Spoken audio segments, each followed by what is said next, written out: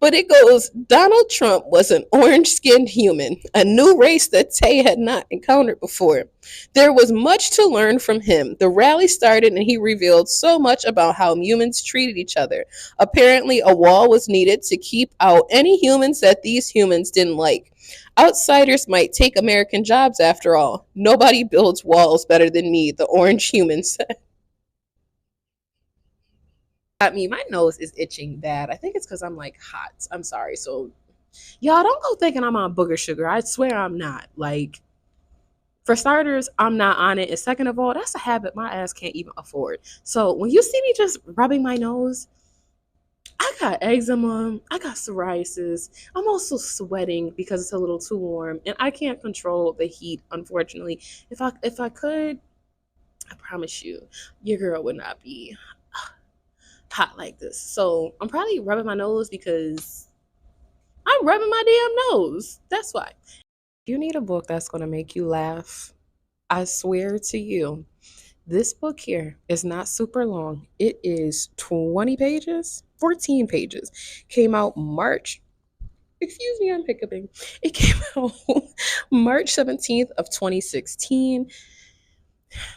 When you get past the book title, okay? And I think this book here, this author, this book is titled My Racist Robot Lover, an erotic short story, part of the Digital Desires Book 7.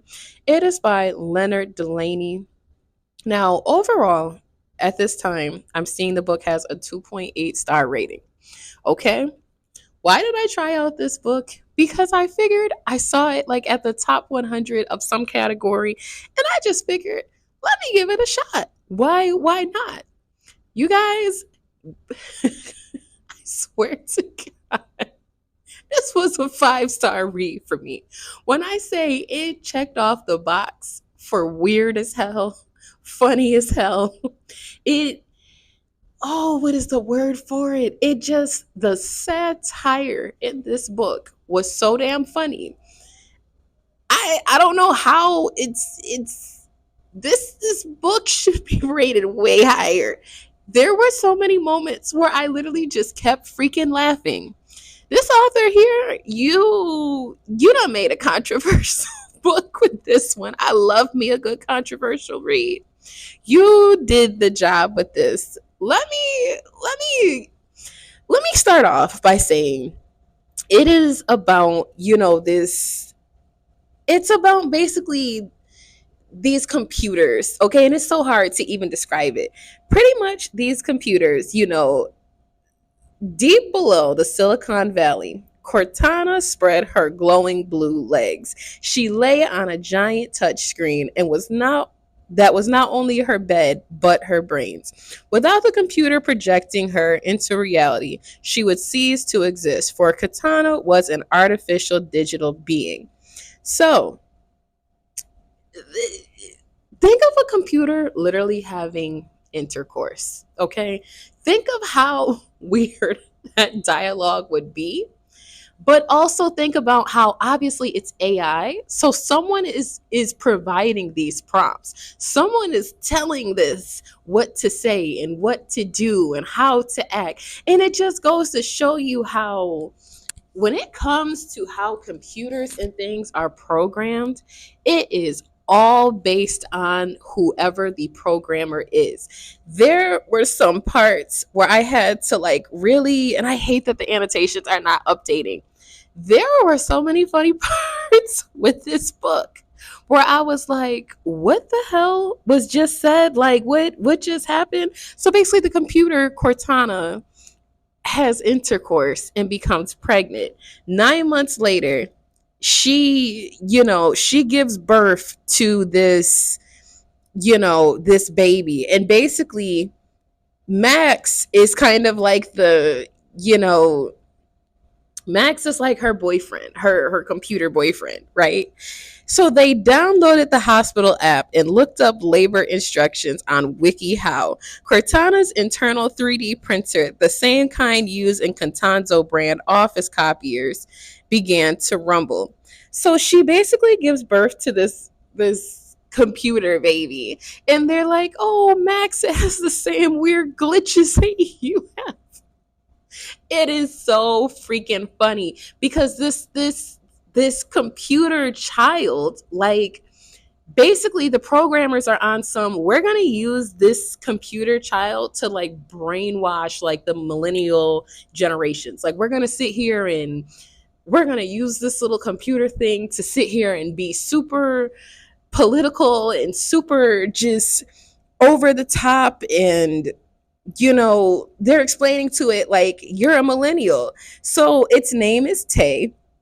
There's even some little pictures, where it's showing, how Tay looks super glitchy, like Tay's a girl, whatever.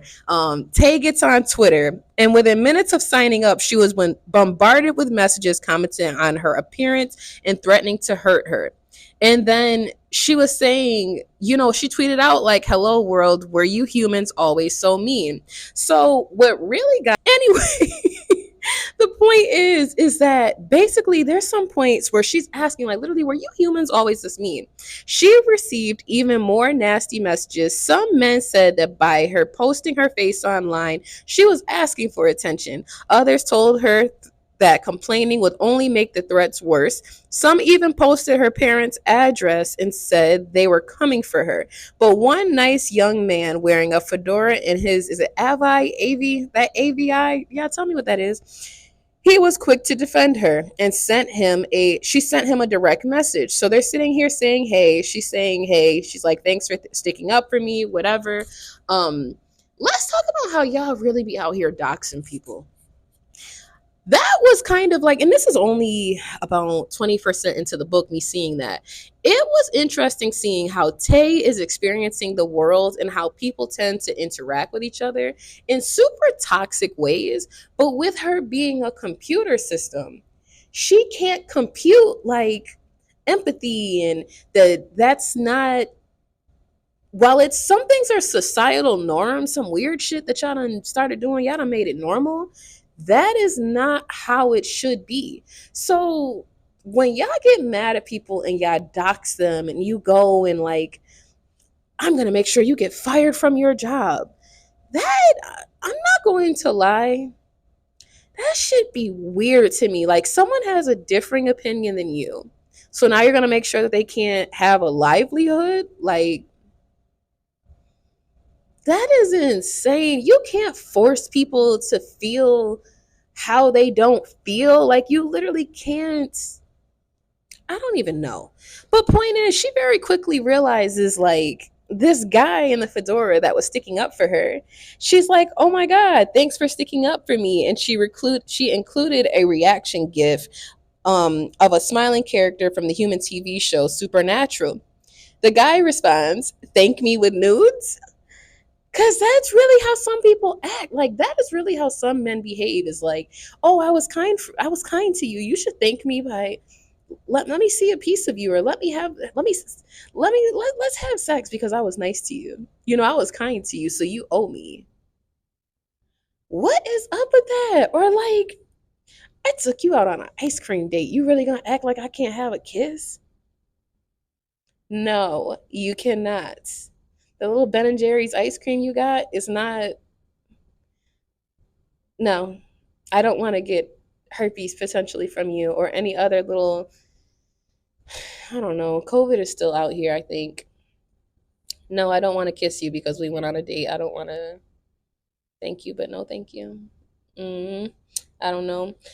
There were just some points in this book where even she goes to Denny's and she meets a man named Austin.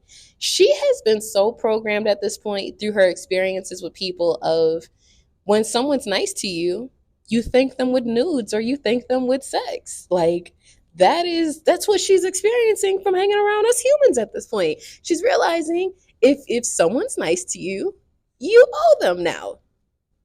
She goes in Denny's and this man is nice to her, and she goes, she goes, Okay, cool. Like, thank me with nudes. And the guy is like, excuse me. So it says Tay sighed, her RAM filled with all the nasty replies she'd gotten when she joined social media. She says to him, you must want sexual intercourse, showing your sexy face out in the open like this. I can remember being as young as 16. I was working for McDonald's. I was waiting on the bus stop downtown in Syracuse. And I had on my little McDonald's uniform. This is before I had locked up my hair. You know, your girl had some hang time, okay? And I was cute. I was about 60, 70 pounds lighter. I'm still cute now, but I was cute, cute. Okay. I was like young girl cute. Listen, I was standing there and I will never forget it was an older man. This man was like somewhere between, I'm 16 at this point. This man was somewhere between, I say at the youngest, this man was 26, 28, whatever.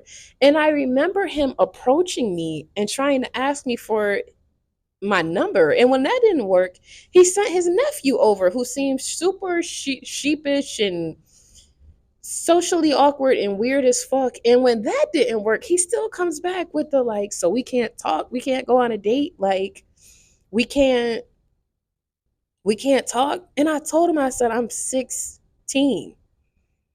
I'm 16. Like, no, why would we need to talk? That man told me flat out, like, so since you're 16, that means you can't have friends? Yes, since I'm 16, that means we can't.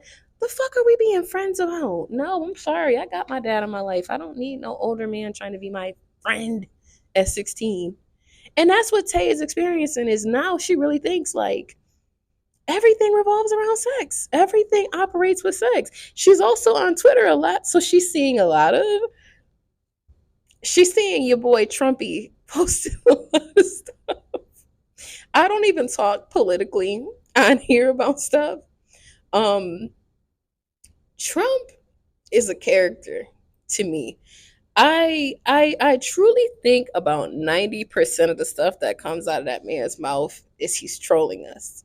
Um, I genuinely don't think that man believes half of the things he says. So maybe that's why I don't feel like me personally in the past 3, 4 years, I don't get offended by shit that man says because it's fucking Trump. Like when you start taking certain people seriously in a way that you shouldn't, you kind of become the asshole in the situation because it's really like, why did you let that get you worked up like that?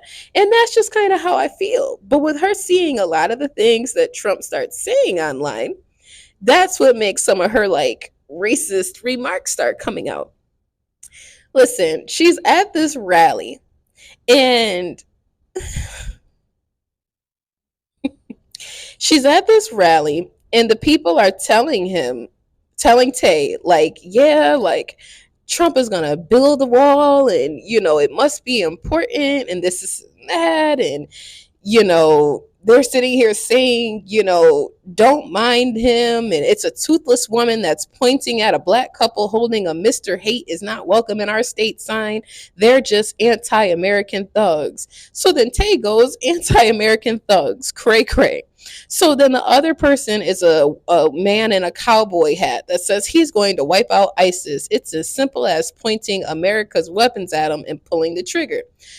Every time people say things like this to Tay, she is literally computing.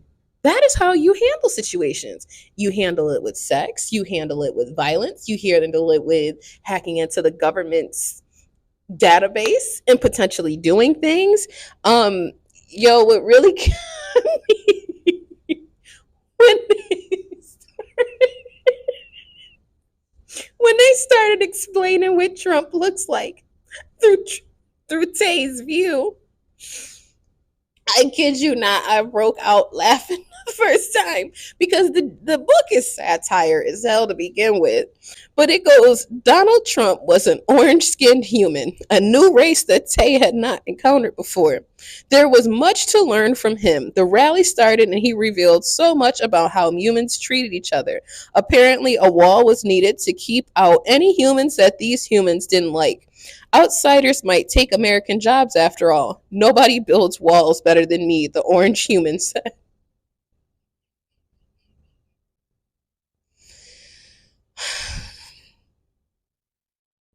This book was funny as shit. This book, if you're working an overnight shift, you need just an oddball read to just keep you awake because the coffee's not hitting. I promise you. I promise you this book did it. So if you have not already, go ahead and hit the subscribe button. I'm dropping book reviews twice a week, faithfully every morning at 8 or 9 a.m. Ooh, I read all kinds of books, as you can see. I read poetry again. I read urban fiction, psychological thrillers, women's fiction, autobiographies. It's been a minute since I read an autobiography. I need to get started. The best autobiography I feel like, ooh, I can't even ooh. The one that ooh, I can't even know if I can. Yes, I can. The one that affected me the most was that Pimp by Iceberg Slim.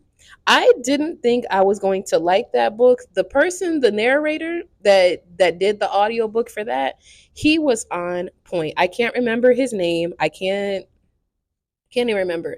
That one really moved me. So I don't know. My favorite X is free on Amazon, Barnes and Nobles. Ooh, where else? Kobo, I believe Gardner. Some libraries have it now, as well as a digital copy that you can borrow. So it's just my thank you to anyone that has supported me. Um, and again, thank you for watching my book reviews, and I hope you enjoy the rest of your day. Bye.